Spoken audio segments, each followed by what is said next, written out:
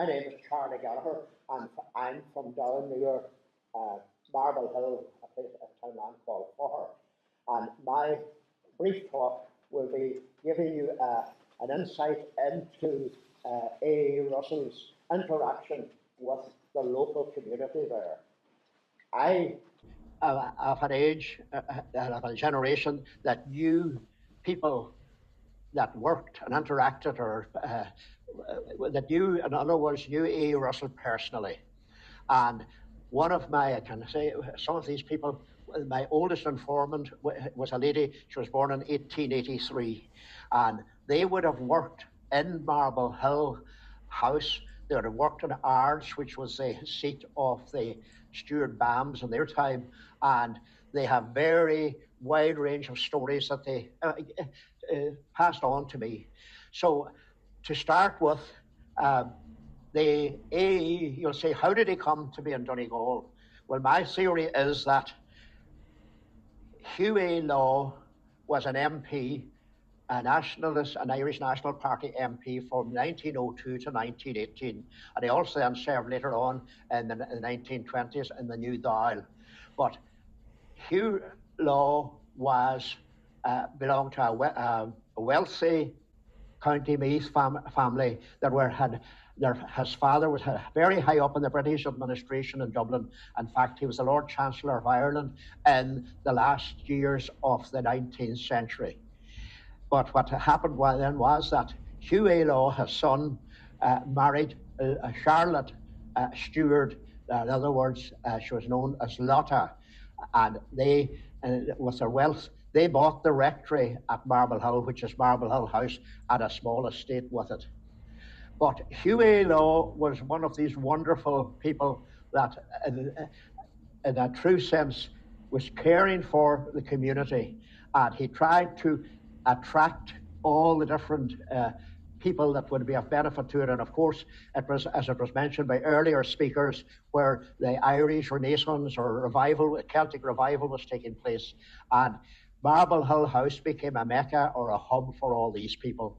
And of course, among them was Hugh, was A. Russell, Horace Plunkett, Paddy the Cope.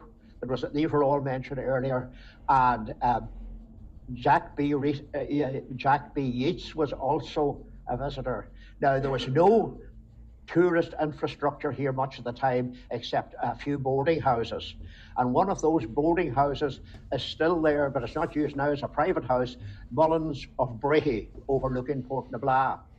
And Mullins of Breaghy have a visitor's book where all the different people that it was mainly, of course, gentry, as they called them at the time, that would have come to that. Some of the names would be, of course, Jack B. Yeats was one of those who stayed there, and also Scott of the Antarctic. I collaborated with Father David in Ards Friary when he was compiling the book on the history of Ards, and he actually wrote to Scott, Peter Scott, the naturalist, and Peter Scott was alive at the time, and he sent a lovely letter back, and he told about the pleasant memories he had of being in this area. And as a child, he cycled down a slope and in the front door of this particular house. So you can see immediately the attraction to this area. Now, A.E. Russell, of course, was very friendly with the Laws, and himself and Lota Law collaborated together in this quest for more information about the spiritual dimension to life. And of course, their main quest was the fairies.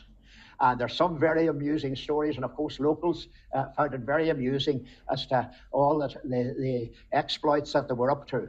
One of them was, and if you know the Sheephaven Bay, there's quite a large island to the east of Marble Hill Beach. We would call it Patterson's Island, but on the map it's marked as Clonmass Island. And they used to go out there, spend the night there, looking and listening to see if they could hear the fairies or see them performing. I don't know whether they did it. But also, he has paintings as well. He used the young, the Law family, the children, as subjects in his paintings. They're painted as sort of fairy characters. If you see any of his paintings from Marble Hill, with the grey trunks of the beech trees and that. So he did quite a lot of painting. In fact, my father as quite a young man, who would have been a sort of a teenager at the time, with a much older friend from Derry, were walking along on that particularly beautiful part where you leave the Marble Hill Big Beach, going towards the smaller beach. It's an elevated road where you're looking out through framed pictures through the beach trees. And they'd seen this man sitting with a beard painting. And when they went past, this older man says, "Do you know who that is?" That's E. Russell. Of course, he never heard of E. This was part of his, he was actually doing one of his paintings. Now, as well as that, he rented a house. He rented a house there at a place called Parkmore and stayed there. And while he was there, when he was leaving in the autumn, he employed a local woman with a big family to do his washing for him. And he gave her 2 of his paintings.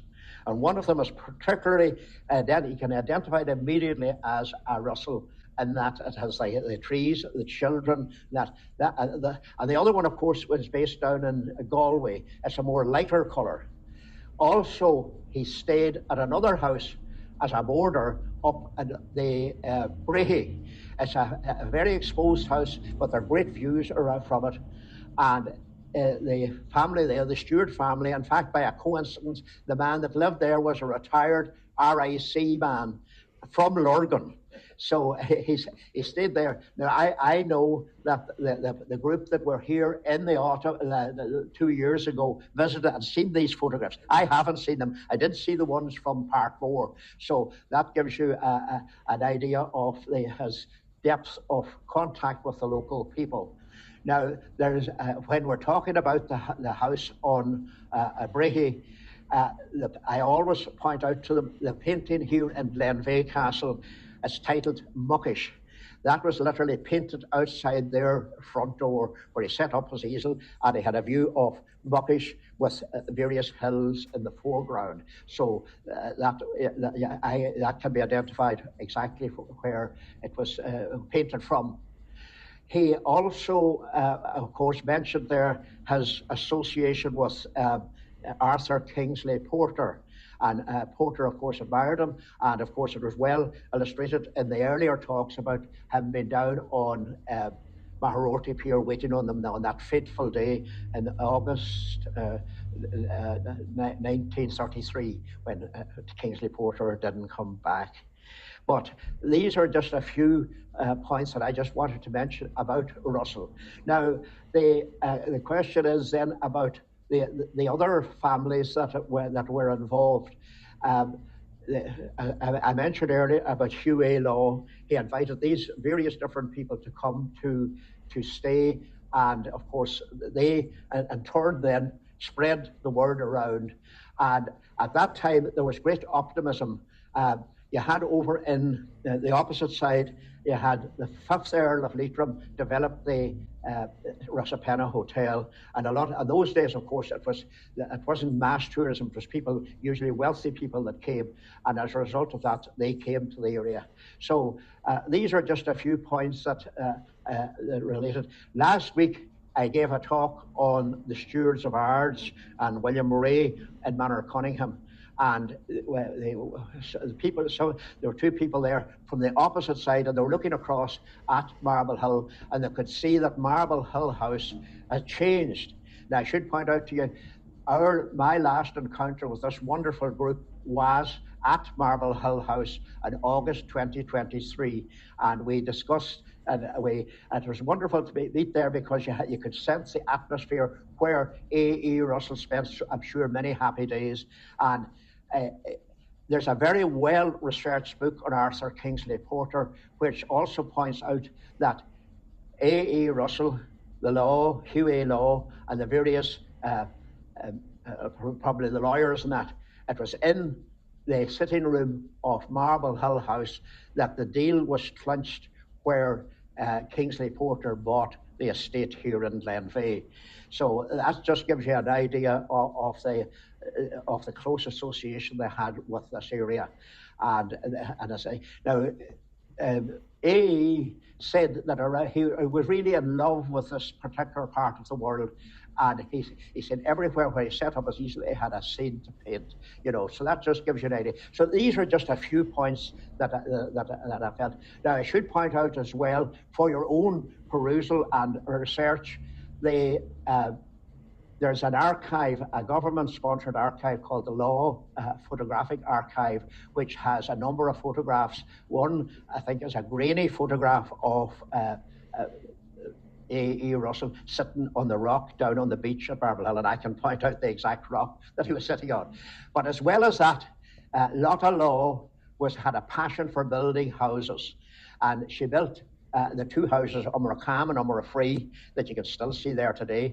And she also built a little house up in the woods, and they called it the Fairy House. It was actually a playhouse for children, but there's actually a photograph of, I think it's probably in the Law's private collection, it shows A.E. Russell sitting in this house.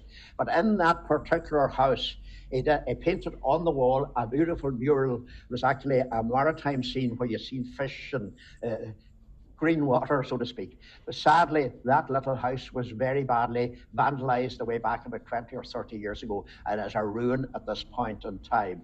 So as I say, also he, Lota Law, his daughter, who lived in Umracam, Umracam, that she lived in, she said that all these different people that came there, the Laws were very hospitable to them. And Patrick Pearse was there at a Ceilidh in Marble. They actually had a dance hall there at Marble Hill House, and they held Ceilidhs. It was again was part of this Celtic revival. So these are just a few points. But what I would point out as well now, I'm happy to say that Marble Hill House has been restored by Natalie. She was here, she had to leave. She has it's changed hands a number of times. It was first bought by a gentleman called Davin, and then Mr. Harrison, and of course Natalie's mother, Dorothy Joblin Purser, in the early 70s, totally restored it. It then was neglected, but her grandniece now has greatly restored it. So if you're ever down at Marble Hill, you can see it set in beautiful grounds there overlooking Shiphaven Bay. So these are just a few points that ties in the great E. Russell to the local area. So I think, thank you very much.